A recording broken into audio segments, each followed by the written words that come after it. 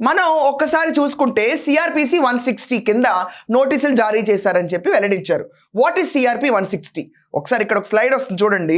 ఇక్కడ సిఆర్పిసి 160 అనేది is criminal procedure code of India deals with police power to require attendance of witness during investigation. అంటే ఇక్కడ ఒక witness ని investigation కి రావాలని చెప్పి నోటీస్ జారీ చేయటం. మనం చూసుకుంటే ప్రభాకర్ రావుని అమెరికా నుంచి తీసుకురావడానికి చాలా కష్టపడ్డారు. ఫోన్ ట్యాపింగ్ కేసు అనేది తెలంగాణని ఊపేసింది. 2024 మార్చ్లో ఫోన్ ట్యాపింగ్ కేసు నమోదవగా ఆ పర్టికులర్ కేసుని ఇన్వెస్టిగేట్ చేయడానికి ఈరోజు హరీష్ రావుని ఈ సెగ తాకింది.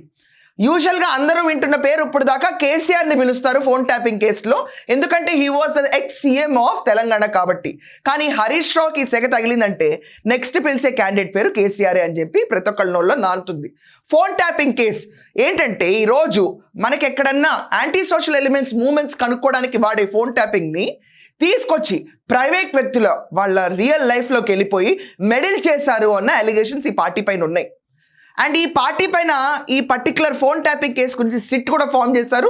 తొందరగా కేసు కంప్లీట్ చేస్తామని చెప్పి సజ్జనార్ గారి నేతృత్వంలో ఈ సిట్ ఉంది.